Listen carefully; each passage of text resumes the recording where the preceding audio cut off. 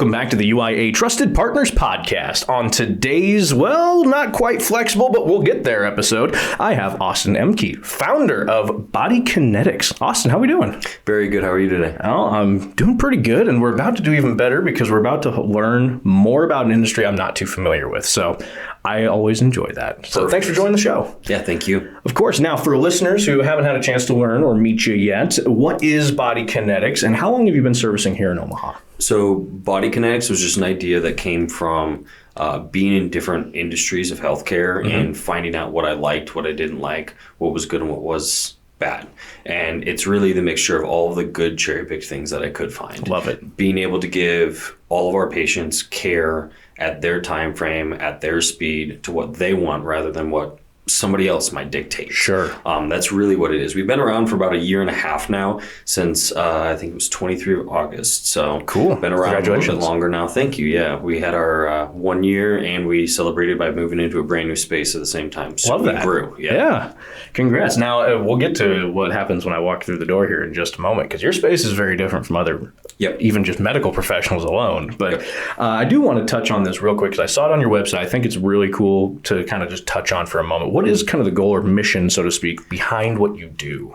Our goal or our mission, per se, is just to empower our patients, but mainly to get them to live a lifestyle that is pain-free, but to do what they want. Living an active lifestyle, pain-free, is really what we want to do. And most people, unfortunately, they're not empowered by their doctors. They're not empowered by their providers. Rather, they make them reliant or dependent on them. My goal, if I've done my job correctly and my team's done our job correctly, is to never have to see that person again for the same problem. That's it. I love that. I think that's a really just honest way to say it. I love it to death. Now, for the listeners, we are kind of touching on a little bit. You have a little bit different style when you walk in through the office. I'd love for you to kind of describe that. When I open up those doors, I'm coming to see you. It's not a doctor's office. It's not a physical rehab office. It's like, what am I seeing? Yeah. The easiest way that I tell everybody is if you walk in to our office and you're in a gym, you're in the right place, because that's what it looks like. The majority of our patients, like the patient population we see, really they're active. And so instead of creating a more doctored office, a physical therapy, chiropractic, medical, whatever kind of office feel, we wanted to get away from that. We wanted to put it into a place where all the patients could feel really comfortable. And we figured, well, the thing that they want to do is to get back into the gym or their fitness. They wanted to do that. Why not let it take place in a facility that looks and feels that way? It makes too much sense. Well, plus, I mean, you're overseeing what they're doing in that moment to help them. Oh, hey, you're twisting your knee weird here when you do that. Maybe and I think that's just a really good perspective to have on it. And I think it's really, honestly, an ingenious idea to incorporate both. But very cool. I did want to touch on that for the listeners because it's such a unique perspective and idea to actually pull off and incorporate. Yeah, so, of course. Yeah, it usually catches most people's eyes pretty quickly. It's pretty fun and pretty cool, and definitely something listeners are going to check out and need to check out. Now, something awesome and other than the cool office setup that caught my eye was that you share free knowledge. Now, first off, I always like to allude on the show that if a place is willing to share free knowledge with you, they're probably pretty honest and trustworthy for the most part, because most of the time when you hit the paywall is when you got a question. Now, what I find kind of refreshing is that you had on pretty recently on your social medias, it was, this isn't the correct title on it, it was the top 3 reasons essentially of your YouTube stretches aren't working for you. Now, that made me kind of sit there and think, go, you know what? We do see a lot on social media. Oh, you can get better this way, get thin this way. I want to know how much of that we see out there is just total garbage, and how much of it is actually some good information to try to weed out, and what do I look for in that? I think I can answer the question pretty directly here.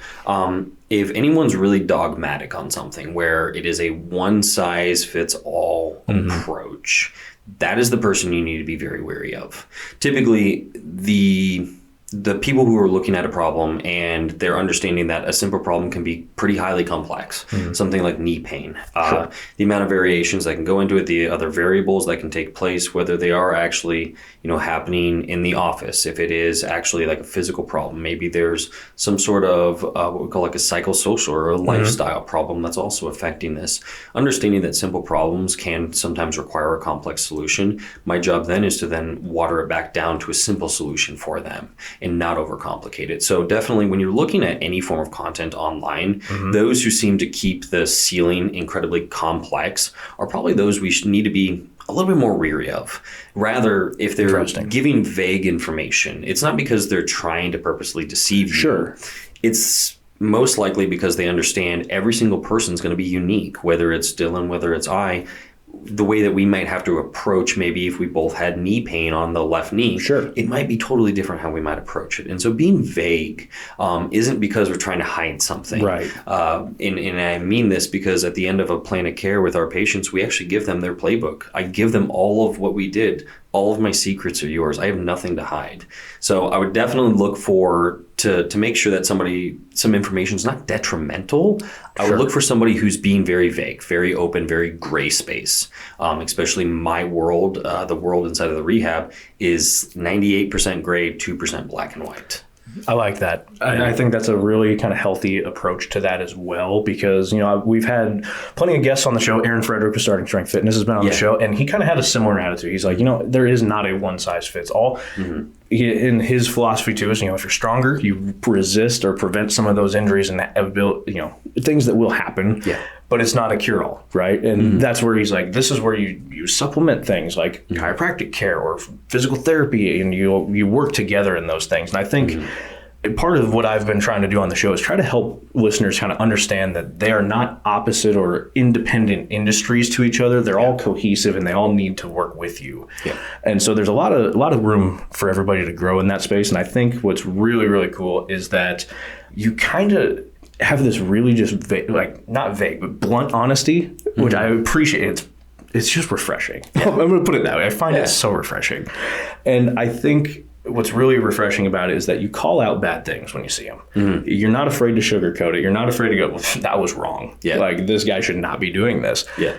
And I think that, again, that is refreshing to me and myself, because I've had a couple of instances. We'll get to some of those here in a moment, but I find that it's really nice when you do that for people, but then you come back around and you don't just go, they're bad. You have a solution to follow up with that. It's not just, they're bad. Well, they're bad because they're doing this. It's not just you're putting blame on it. You're not pushing the finger to somebody, anything like that. And I find that really, really nice. But I do kind of find that sometimes I can maybe land you in some hot water, maybe label you as controversial, so to speak. So I am kind of curious if you kind of view yourself in that light, or what potentially does make you the controversial guy. Yeah. What makes us controversial is probably the first thing is you walk into our office, to circle back to that, and it looks like a gym. That already out of the norm. It is completely out of the norm for this to be a place for rehab to take place in. It's not what people think of. It's not their first vision of it. So that, number one, already makes us controversial. It ggets us into hot water with plenty of people believing that maybe lifting is bad for you, or resistance training or weights or strength training is bad for you. All these obviously gross misunderstandings of what it is, and a lot of misinformation. But that's probably one of the first things that makes us controversial, is just our approach to treating patients. The second thing is we don't fill the gap with any dogmatic approach.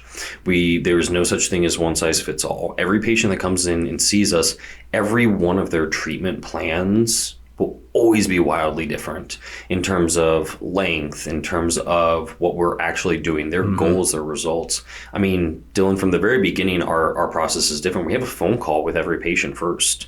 And I have that phone call because I want to know, frankly, why is you getting better so important?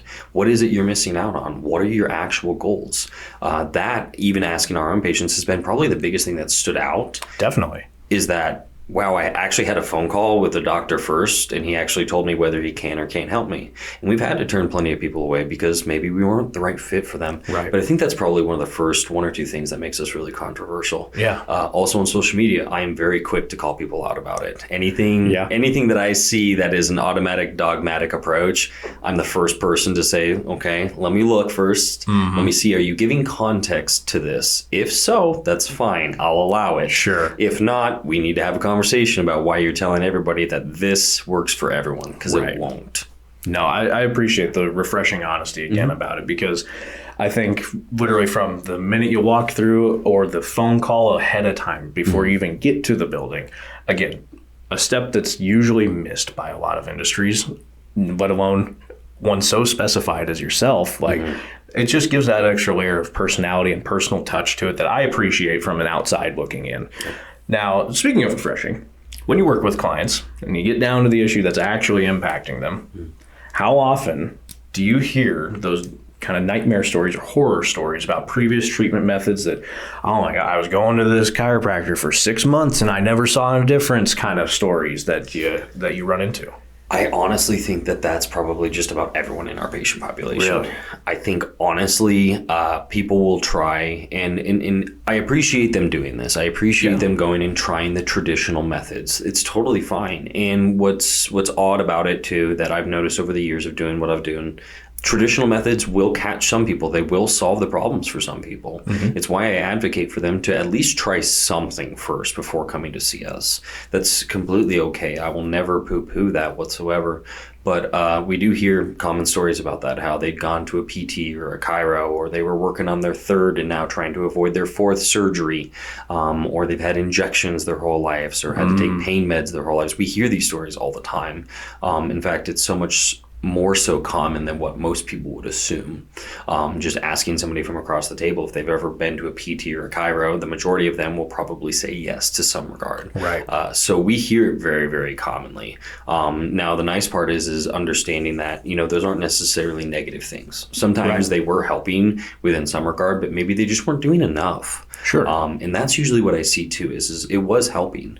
A lot of them aren't necessarily terrible stories. Some are bad, some are not. Some will tell us, hey, it did help, but it just didn't quite get me where I needed to. Right. And that's where we're a little different, is because of the way that we work outside of the confines of a lot of other rules and stuff that would naturally govern what we can do with our care, being outside of contract bounds. Right. It allows us to do more for our patients. And that's really what I think the difference I see is, and why I used to be affected by it. It used to kind of affect me in terms of like a mental case where you'd say like, man, gosh, this is really tough. Like you did go kind of through the sticks here. This really sucks. I'm really sorry. To say, okay, well, this is actually really common. How can I spin this to my patients that they didn't make a wrong choice, that they're not alone, kind of thing? Correct. That they're not alone. Oh gosh, the amount that we get, that is so common, and it's why we have so many stories now. Just this morning we had another patient. I was able to tell them an exact story from an exact patient who had just graduated care, who had gone through the exact same thing as them. And funny enough, they were around the same age. At first I thought I was kind of being punked because they're very similar in age. They worked in similar industries. I'm like, maybe you guys know each other, but it's very common, especially the longer you stay in this. Yep. No, that is kind of baffling to me, because I was kind of maybe expecting, about every so 1 in 5 patients, not the majority. That is a little surprising on my side of things. Now, I'd previewed this already. I've kind of had I don't want to call them full-on hypocritic methods, but I've had my run-in with practices that are odd. So I'm maybe going to get a little glimpse from the other side of this. So, for example, my firsthand experience was my significant other was getting chiropractic care. She had injured her hips and lower back. So she was getting chiropractic. I'm not going to mention in the business, anything like that, because they were great. They did good work for her. The problem is I think you alluded to it best, they weren't doing enough to fix the problem. They were just kind of putting a Band-Aid where you needed a stitch kind of thing. The part that I ran into that I kind of found was the hypocritical part was that in the medical industry, it's kind of thought of that you're going to fix the patient that's across from you, right? The part that kind of made my eyebrow almost fly off my head, it went up so fast, was the fact that they, after insurance had run out and covered X amount of visits after that was done, it then turned into I'm going to charge you per part I touch. So I'm going to touch your shoulder and your elbow for an adjustment. That's each $25 each. I was blown away by that. And is that something that, is that like a common practice that maybe I just don't know about from a consumer side of things? Or is that one of those kind of things that you're kind of alluding to of, hey, this isn't the best business? It's a really good question, because being on your side, there's two sides of this coin, right? Absolutely. Which is, well, actually, let's say there's three in this case, right? We'll tell this triple story. coin. Yeah. We'll have a triple coin here. The first side is the consumer or the patient. What you guys see from your side is going to be vastly different than what we see as a provider from our side. Sure. And what I mean is in terms of insurance, it's what I was alluding to earlier. We are not contractually obligated by any insurance company nor governing body like Medicare or Medicaid or anything like that. We have no contracts with them. So when we work with our patients, I don't work for any of those contracts, whether it's like BCBS, Medicare, Medicaid, everything like that. I don't work for them. I work for you. That's it. That's why we can do more. Now, what I commonly see is something what I can almost without a doubt assume is taking place is they're most likely contracted through an insurance company. And what you guys don't see is kind of the shackles that get put on us as doctors or other providers. We get these horrendous shackles thrown on us, and it does not start or stop at any level or tier, from surgeons performing life-saving surgeries to physiotherapists, PTs, chiros, OTs, dentists, optometrists. It doesn't even stop there. It goes all the way down and up the ladder. Unfortunately, I found more so that when I think about it, the insurance company themselves are the ones who reimburse those doctors, right? Sure. They will either approve or deny specific things they can do. In a way, I would ask you, who is that doctor, or who does that doctor technically work for then? Because they're not getting paid by their patients, they're getting paid by the insurance company. I would have to say they actually work for the insurance company more than their patient. And I think that's usually what patients see. That's what consumers will see, is the outcome of that taking place. And I think that's kind of what you're alluding to, is like, why was that happening? Right. It's most likely because they were kind of having to work within the confines of what they were given by an insurance contract. It's why usually patients will say, well, they could only do XYZ for 10 minutes or something. That's why. It wasn't a rule made up by the provider. It was a rule made up by the insurance company or the insurance system. That's usually what we see. Now, obviously, there are good things about it where it can provide coverage for them as well, where I love when people say, I would love to use my insurance. You pay for it, therefore you should be able to use it. I totally agree with you. But then we have to understand that there's another side to this game. That insurance company also doesn't need us doing excess amount of things. And so they've put these limitations in place. And I think over the years, those bumpers on the side of the runway have gotten a little tighter, and those constraints are starting to be felt by providers. And unfortunately, we feel it, and then you guys end up being the ones that suffer from it. Yeah, and I think, and this is a good conversation to have about it, because I wanted to get the side that's not the consumer, not the client side of things, because obviously a client can go, this was the worst thing ever, blah, and there could be a singular maybe grain of truth to it. Yeah. And to get the other side of things, like, hey, you know what? There's a lot more out of your control than you maybe think. Yes. I think that's a healthy thing to hear from people. And maybe clients going forward might take that with a grain of salt going into their next visit and just go, you know, there is probably some things he can't control. Yeah, absolutely. Now, I kind of answered this question for myself. And I was going to ask you, am I wrong for thinking this way, of kind of being a little jaded towards it?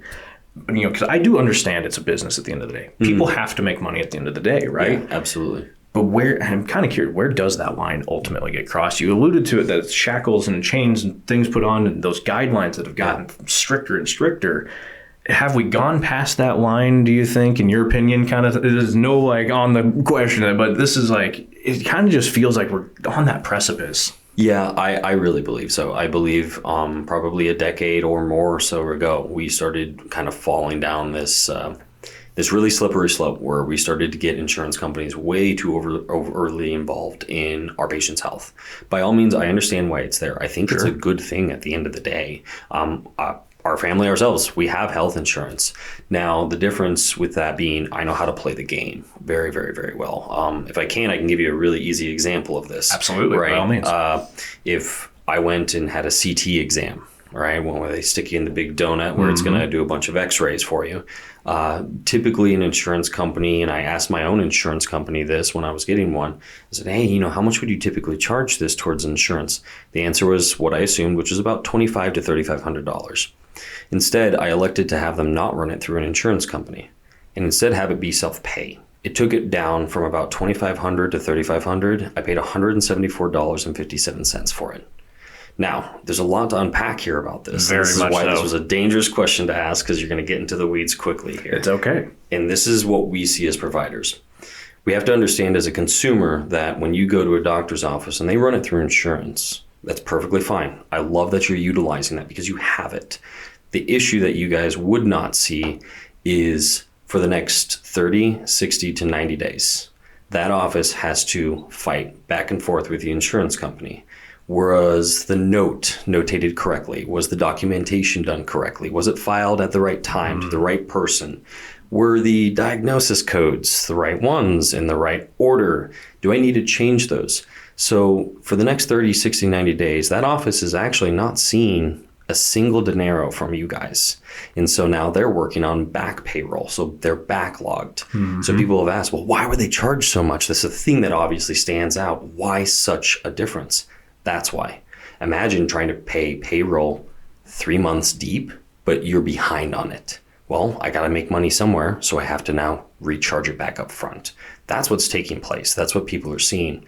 And unfortunately, as those processes take longer and longer, guess what? It means the price of it has to continuously go up. So that you're not wrong for thinking it feels like a wrongful practice. What we have to understand, though, is the system behind it that has created that kind of monster of a machine and how it operates, which is, I mean, it's a good point. You brought it up. As a consumer, you would never know any better, and nor is it your job to know that. It's my job to know that. And it's my job to know the others. Well, I'm not a medical insurance. Don't do that. I will help you with your business insurance. I've got a guy for medical insurance. Yes. But that's the point. It's my job to understand that. But unfortunately, I think where we've fallen short as providers too is we don't take the time to explain that to patients. We just don't.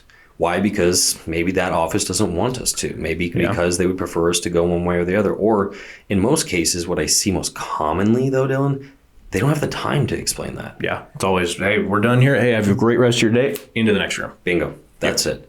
And once again, if you ask me to go down that rabbit hole, it's usually not the physician's fault. It's usually not the provider's fault. It's something that has caused those cogs and those wheels to turn too fast at 140, 150% of what it should be that has caused this problem. Absolutely. And I think you've alluded to any point that I can make on it as well, because the only thing I was going to mention about it from the insurance standpoint side of things, whether it's your property, whether it's your car, whether it's medical, what have you. Yes, use it if you have to use it. You have it for a reason. Use it if you have to use it. Yep. The biggest problem that we've been running into and why people are, hairs on fire about their rates right now. Yeah. What happens when everybody just wants to use it for everything? Yes. Well, what happens if that happens for years? Yep. And what happens now? It's exactly what you alluded to. We're backlogged.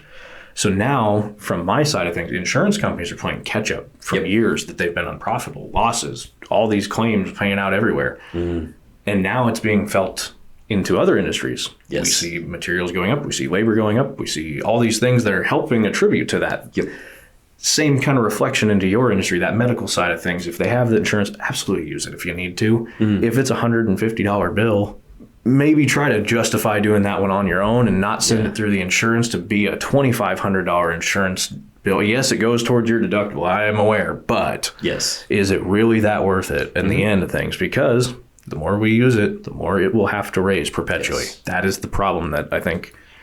It's hard to explain that in a nice way and a nice buttoned up way to say, hey, it's across the board like this, because not always, but I think it's a good point to bring up to people that there has been a perpetuated system that has happened. And unfortunately, we're still kind of stuck in it, but maybe one of these days we'll get it all figured out. Yeah, and that's why, like, even at our facility, we just have a flat rate for everything. I love it. There's no modifications to it. There's a flat rate for one thing for the hour.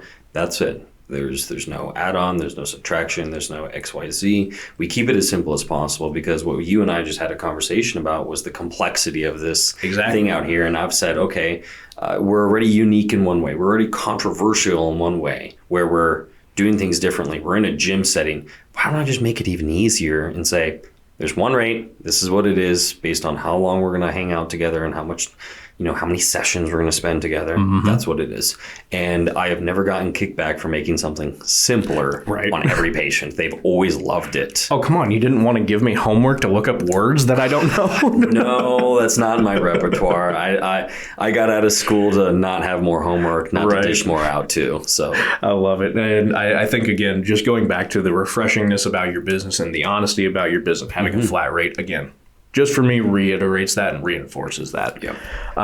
Now, you do have a little portion on your social media, and there was a little bit on your website as well about long-lasting pain relief. Yep. I wanted to touch on this just for a moment. I don't want you to go through everything. I want to tease listeners to go check your stuff out to get the full list of it. But what are a couple of those that might interest the viewers to go find the rest of them, if any jumped out? Ooh, so some tips about long-lasting pain relief. We'll use I've got a dumb shoulder. We'll use that for example. Sure. Okay. Probably one of the easiest things to understand is the principle by which we kind of run our rehab ideas out of. So whenever we create like a rehab program for an individual, if Dylan were to come in and say, my right shoulder's bum, I need you to fix it. The first thing I'm going to go to is what we call the E principle, which is understanding exposure, adaptation, and tolerance. If you can understand those three things and how somebody's shoulder joint, this area surrounding it, might react to what I'm going to expose it to, you can win every single time at making improvements in that patient's life. So what I mean is exposure. Hey, what kinds of stretches, exercises, movements am I going to do with this person? Sure. Those are almost always, if not exclusively, based around your guys' goals. After that, we're looking at adaptation. Adaptation can go one of two ways. It can either be a positive or a negative adaptation. Your pain can start to decrease or it can increase. Really, there's no middle ground. If we have a no change, I just look at, well, you probably didn't expose them to enough. Go back to step one. If we're past step two, if we get a positive or a negative change, we either build more or less tolerance to something. The easiest example I can give in this case is probably MRSA. If you've ever heard of that. Oh, yeah, I've heard of it. Right. Methicillin-resistant Staphylococcus aureus. Well, it was a bacterial strain that was re-exposed multiple times, if not hundreds of thousands, to a specific antibiotic that adapted and became tolerant and resistant to that strain of an antibiotic. That's all it is. We've just taken essentially a physiological law and applied it into three easy words, right? Everybody can understand eat. Right. I like to eat, so I love food myself. I'm a big food guy, if you couldn't tell. Good. Well, and it's right. What we talked about it earlier was taking the complexity ceiling and making it simple. And when I talk to all of my patients about this, this is the first thing we write down is this is what we're going to do. And by the end, every one of my patients will say it. They're like, oh, that's kind of eat. And I'm like, yeah, it is. That's basically what it is. That's all we're doing. That's really probably the easiest tip or trick I could say immediately is find something that you notice. If you expose yourself to it regularly, you get a positive adaptation. Your body begins to tolerate that motion and your pain goes away. I'm going to go out on a hunch and say it's probably good for you. Now, without going too far into reckless ambition, right? There are limitations to this, but remember that you're human. Yes, you are human. We are not immune to everything. Right. So yeah, that's really it. And going back earlier, talking about the vagueness, I am being vague on purpose. Again, that's helpful. I can't be too specific with any one person just because everybody might be different. Exactly. But that's what that E principle really allows us to do is be hyper specific when we need to, and then back up and be vague when we need to talk about general principles. I love that. And I think that intentionality behind this business and how it operates and how it can treat its customers and clients, fantastic. And I'm a big supporter and believer of it, honestly. I mean, it's just, again, people on the show probably are aware of this. I do my homework when I look into companies. I look into businesses. Obviously, we met for a one-to-one earlier and set all this up and kind of got the gears moving. But, a lot of this goes into it because I want to make sure when I bring somebody on that I believe in their product as much as they believe in their product. Yeah. And I do. And wholeheartedly, I do think, and this conversation has just reiterated that for me. Sorry to hit my microphone. It just reiterated the fact that honest, trustworthy business can still be done. You can still meet the great people involved with it. It's not always, I got scammed by this guy. It's they're not all alike. So you got to give honest people an honest chance. That being said, you do have a fun side of things. You guys have some fun things that you're involved with, and are there any events or promotions that you gotta have in the future here coming up? Yeah, actually, I just locked in the last 2 today, funny enough, before even seeing any of this, so I swear this is not scripted. The first one we'll be doing an injury screening. We do this for Body 20 out in West Omaha. We always do that for their members to add some additional value.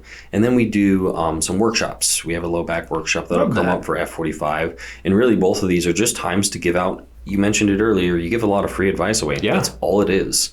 I kind of live by the idea that if you just give, you will then receive. And so when people see that you actually value what you do and you can give it away for free, because that knowledge is free. I can give away tips and tricks and free advice all I want, obviously within constraints of medical advice. Yeah.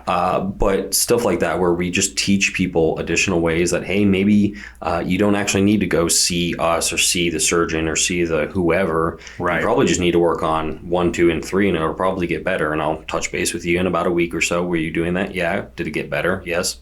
Awesome. This isn't rocket science. Avoided surgery. Great. Yeah, fantastic. I'll send you my bill. Yeah. Speaking of that medical expense. Yeah. And I think that is such an awesome thing that people have access to. Mm-hmm. Hey, it's right here in Omaha. It's right here in our back door. Mm-hmm. Come experience it. Come take advantage of it. Where can they keep up with you on all your social media and online? So BodyKinetix RSS, so BodyKinetix Rehab Sport and Spine on Instagram. We also have a Facebook page that's connected to that through Meta, and then just our regular website, which is bodykinetixne.com. And that's Kinetics with an X. Yes, with an X, because, I don't know, we're stylish or something. Hey, like that. It just adds that little flair. I guess so. I don't know. Now, one thing that is kind of curious on my side of things about your industry, not only about how you operate, but I am kind of curious if you have clients that come in, they see how you operate, they see how you want to conduct business, they get that call ahead of time, they're really seeing it firsthand. I'm really curious if you have any, what's the biggest pushback that you receive, like after you have a client face to face? Skepticism. Everybody's skeptical. Everyone is. Yeah. Especially when you tell them that the level and layers of success that you've had with other people, everybody is a skeptic. It's also in our human nature to be skeptical. It really is, isn't it? Yeah, if we compare ourselves to a lion or a tiger, we're not very good at hunting. We're not really well equipped for it. We've survived, I honestly believe, as a species of being skeptics of everything and being highly suspicious of everything. Yeah. It's kind of a primitive thing. It's programmed into us. Well, it's funny. That's why they made the worst of the tribe go eat the red berry first. Yeah. Yeah, you try it first. I'll wait and watch and see what happens. Exactly. Yeah. We were built on skepticism, and it totally is justified. Yeah. I completely understand it. You have this guy we're a part of our team. We're gonna have a call with you guys first. Number one, that's already weird. That's different. I've never gone to a doctor's office where they called me and kind of triaged some additional information before I walked in. So number one, that's already going to be weird. Number two, when you come in, our first visit's free because I need to give you guys a chance and you need to give me a chance to make sure that maybe what I was hearing on the phone is also matching up with what I'm seeing in person. I've had cases of it, very rare, where those were not true. They were not matching up. And it wasn't because the person was not being truthful, but because it was presenting as something dangerous and scary. Gotcha. And so obviously we got those people the help they needed, but that's step 2 of our process. And talk about being really weird already. Level of skepticism and suspicion is like through the roof. They're like, wow, this he called me. We had a phone call. Now they're giving me a free visit to start with some information, whether they can or can't help me. Mm-hmm. Talk about levels of skepticism or suspicion. They're through the roof. Now, where we really start to get buy-in from a lot of and less pushback is at the end of usually that second visit, which is the discovery visit, is when we can actually present to them, here's what I see is going on, here are the solutions, and here's probably why you weren't getting the results you were looking for somewhere else. And it's at that moment, I think I see 1,000,001 light bulbs go off in everybody's eyes every single time, and they go, okay, this makes so much more sense than what they were saying. Why did no one tell me that? I'm like, well, it's not that they were bad or that they were good. It's that we're different and we're going to look at things differently. That's it. And sometimes it does take a second pair of eyes of looking at something from a different lens to potentially see what was a low-hanging fruit. That's it. So we get some suspicion, we get some skepticism because, third layer of complexity. Sure. We're a gym is what it looks like. that already is enough to start to raise suspicion. So that's probably our biggest pushback. The initial pushback is just people being suspicious. It's something different. It's understandable. Like you said, it is human nature, but I'm genuinely, I think if that's your biggest issue, I genuinely think you'll be okay. Yeah. No, it is. People are going to give you a fair shot. Because that's good. I think that's a great problem. Like if that's your pushback, I think that's a great pushback. Yeah. Because that's an easy one for you to demonstrate and push through and go, hey, you know what? Yeah, all this, like you said, the phone call, the free trial when you first come in, that first visit is free. Again, can't reiterate that, free first visit to come in. It just, again, people get skeptical, but once they get to know you, once they get to talk with you a little bit more face to face, I feel that you can just feel the genuineness. You can feel the actual, hey, I'm here to help you. I'm not here to take your money. Yes. So you don't have to guard the wallet while you're talking to me kind of thing. Yeah. I just think it reiterates that a lot. Yeah. Now, a couple things that I always like to wrap up the show with, some wins, some things that have been maybe growing pains, and a little bit more to wrap up here. But we'll start with maybe the growing pains or maybe some biggest challenges that you've really had to overcome or some obstacles, either in your industry for your business or just maybe for your clients in general. Oh boy, let's separate them. Can I do one for the business and then one maybe for the clients? Can I do that? Is that okay? Cool. Absolutely. We'll do one for the business first. I'm looking at one of the complexity ceilings right now. She's actually in the room with us. Is my marketing assistant, and I told her this right when we first started too. Was I have never hired another human being in my entire life, and I am going to screw this up, and you will probably screw up, and that is totally okay. That is all right. She's over here laughing. I'm like, yeah, that's it. It's the truth. Yeah. I think that's probably also one of the most rewarding things is also seeing somebody grow to who's so young and talented and knowledgeable, where she's able to challenge me with things and do things. I would confirm this at this point. I used to say, I don't know. I was skeptical. I was skeptical at first. I'm like, I don't know if she'll be able to do it better than me.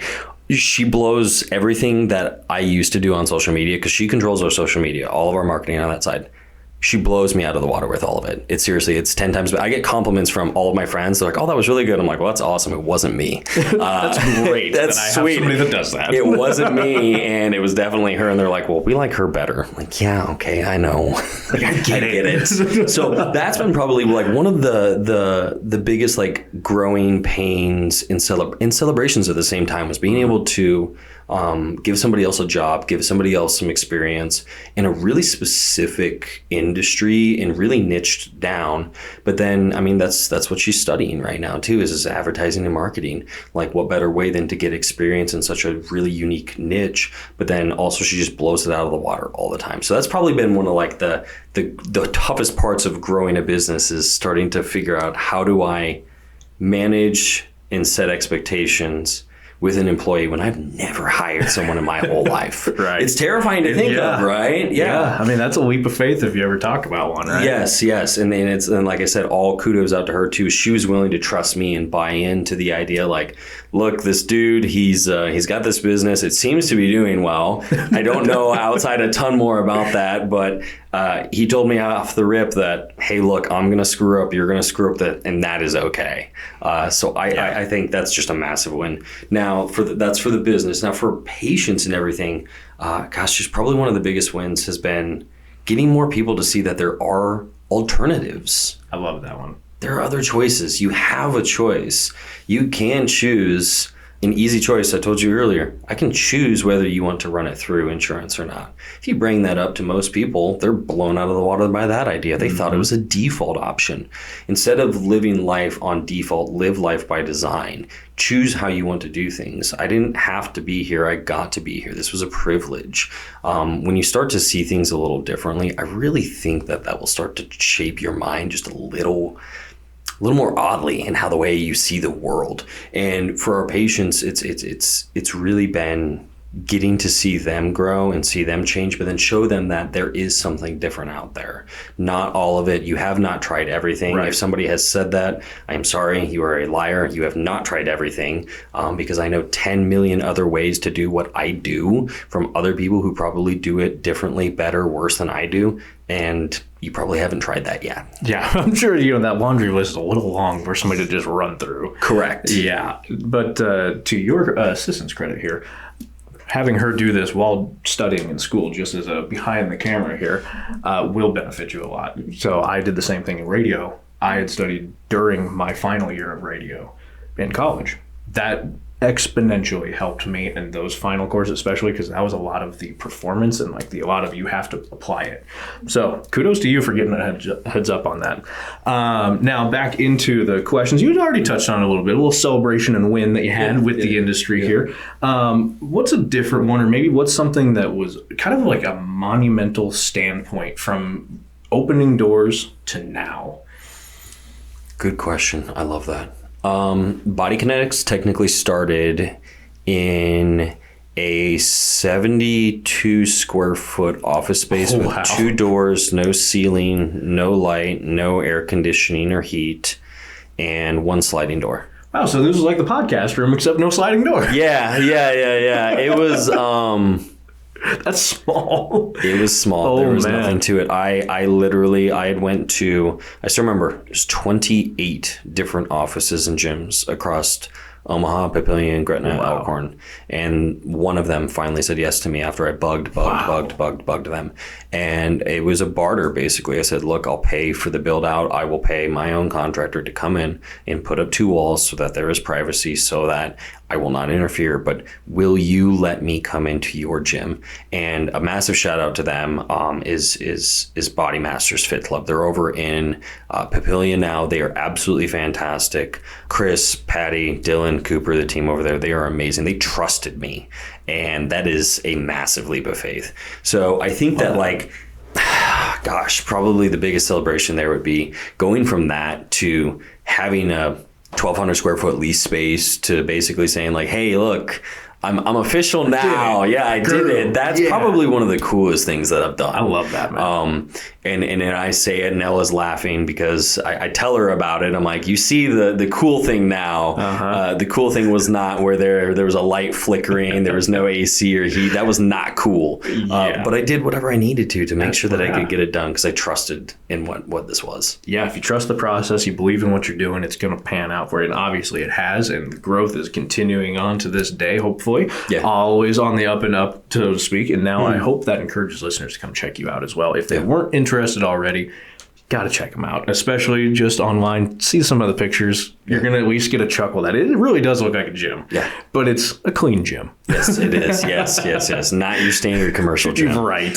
Now, my final industry question, we'll call it that one. What is something that you want listeners to either know more about when it comes to BodyKinetix, or maybe something about your industry in general? We're all not the same. Not one of us will come in the same shape, size, color, definition. When somebody says that, because by definition, I call myself a rehab chiropractor. People hear the word chiropractor, they automatically assume chiropractic's taking place.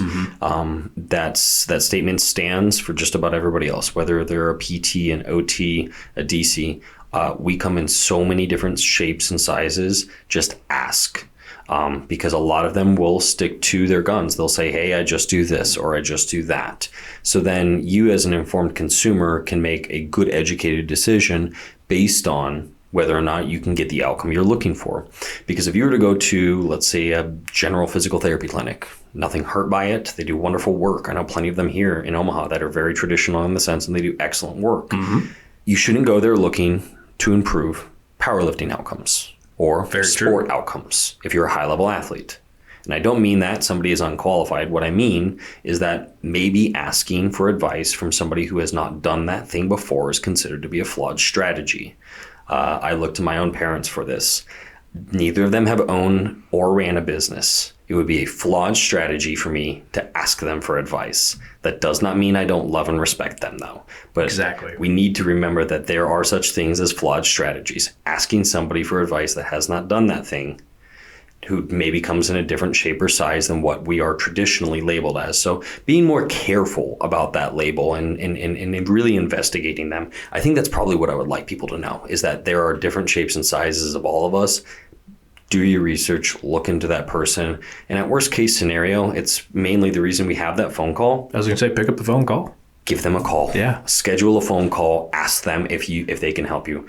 The worst case scenario is in our facility, we're going to tell you no and then redirect you to the correct place. That's the worst case scenario. If you can spare 10 to 15 minutes to do that, awesome. What a fantastic win. And just think about that. You spare 10 to 15 minutes for that. You probably just saved yourself hours of digging for the next. If you couldn't help them, you'd go, okay, well, I'm going to recommend you over here. Yep. That they could have spent hours and hours and hours and never found that person. Correct. Or to really circle back an earlier point, they could have spent months and months going to care at a place that maybe didn't have the facility, the tools, or maybe the experience or knowledge to get the results that they wanted to, or maybe they were shackled and kind of hamstrung by, they were limited by what they could and couldn't do. As I always tell people, pick up a phone, call somebody. Just inquire. Just ask. At the end of the day, the worst thing they can tell you is no.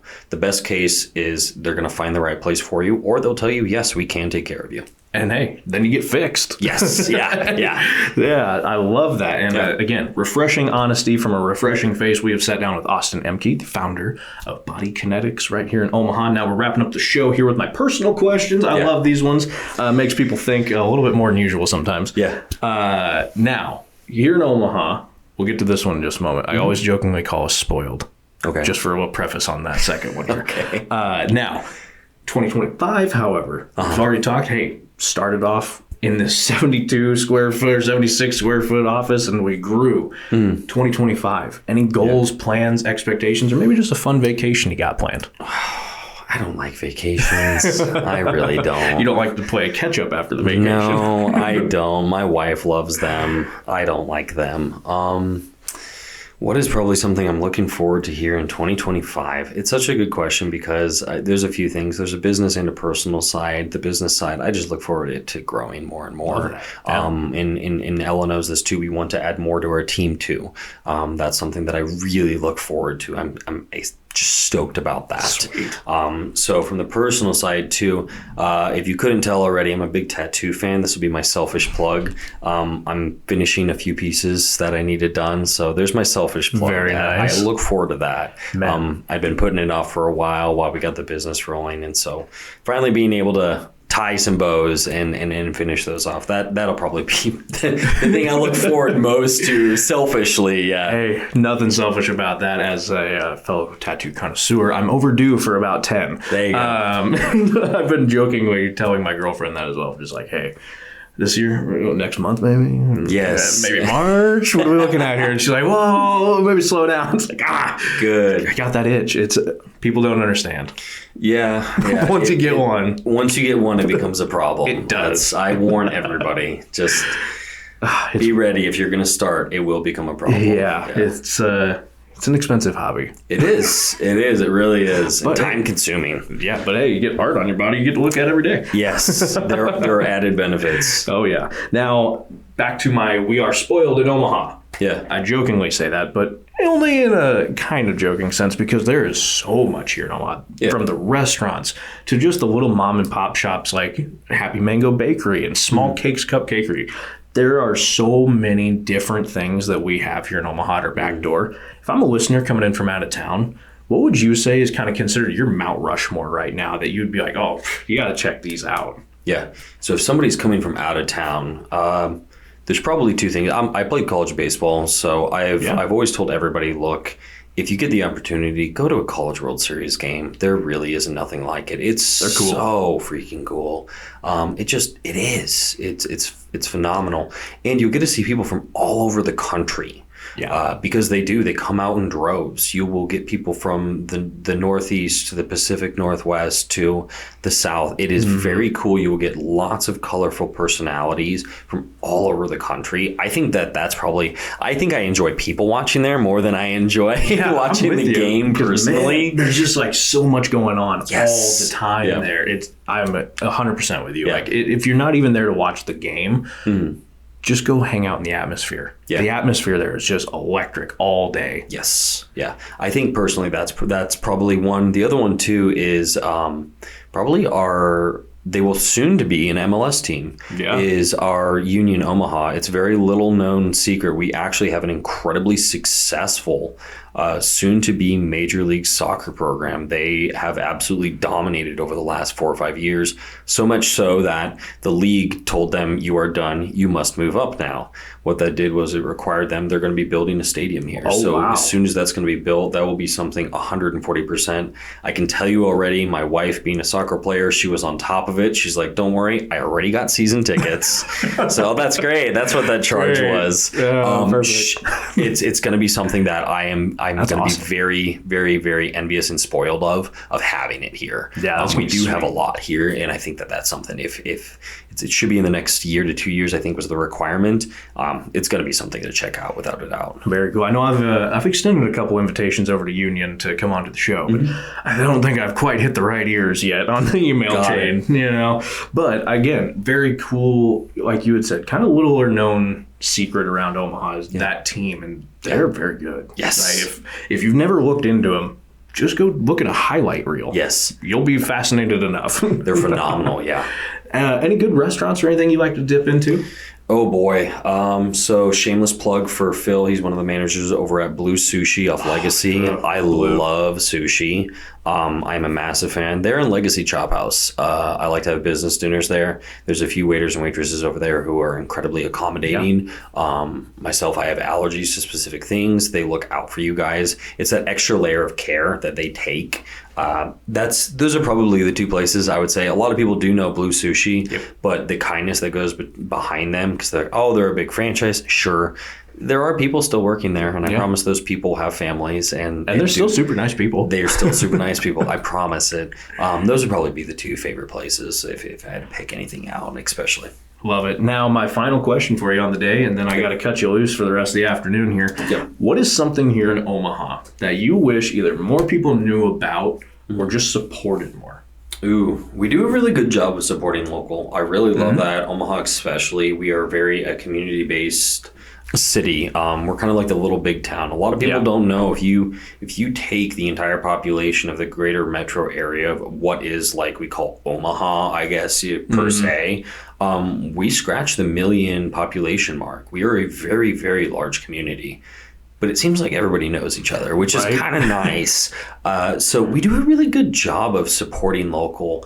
I just wish, though, more people understood that a lot of those local businesses, if you can choose to not order something from ABC or XYZ big place and just go there, they can usually give you a higher attention to detail. They also typically be a little bit more invested in what's taking place as opposed to maybe a larger chain. We've seen really the decline in the service industry from a consumer side in terms of like customer support or how our goods and our services are handled. We've seen a decline in those as prices have risen. And so we look at like a local food store, let's say, well, they're going to give me maybe an organic XYZ. Okay, it's probably going to be really good. Why? Because that person's name's on it now. They have some skin in the game. So I think that's something too. It's not just saying to support local, but understand why you would do that, because that is somebody's family. It's not just a job to them. Right. That's their livelihood. Yeah, and I think, again, I kind of go back to we're so spoiled with there's so much of it out there to support, which is a healthy thing to have because, man, what would it be like if we only had 5 options? I'll tell you what, that's Taylor, Nebraska. You have 5 options, and one of them is the post office. There you go. Yeah, exactly. Well, and even living, we've lived across the country in different schools and everything. There really is no place like Nebraska. It's seriously, it's very different. The community that we have here, my wife's from the West Coast. We lived on the East Coast. There is nothing like it. It does not exist. It is crazy. I'm kind of curious, where at on the East Coast? Daytona Beach. Oh, okay. Yeah. I was going to say, because I actually spent a year up in Watertown, New York. Sure. Lived there. My mom married an Army guy. Yeah. Got moved up there from O'Neill, Nebraska. All right. Up to there. And this is after we'd already moved around Nebraska a handful of times. Yeah. I was not prepared for the snow. Yeah. As a kid, and I was a pretty tall kid. That snowdrift was my height, and I was like 5-something at that time. Yeah. And I was like, this is actual, like, I'm still supposed to go to school in this? Oh, yeah. They did not get, there was tunnels for the sidewalks Yeah. plowed. They're like, yeah, you're going. Oh, you're going, yeah. And I know so. I'm originally from Chicago. Oh, yeah. So talk about bouncing around different areas. It's the truth. A lot of people don't understand the community we have here and how good it is. We, you joke, but I think it is serious. We are very spoiled here. We really are. We have it very good, and a lot of people don't know that, maybe because they've never left or they've traveled to see those places. But you live there long enough, you start to find out that, man, I really missed Omaha. That was really nice. Yeah, because again, I think if your biggest inconvenience is that you have to drive 20 to 30 minutes across town to something, I think if that's your biggest inconvenience, you don't know the inconvenience of going through a major city. Yeah. Go to Chicago and tell me how far it takes you or how long it takes to go across town. Exactly.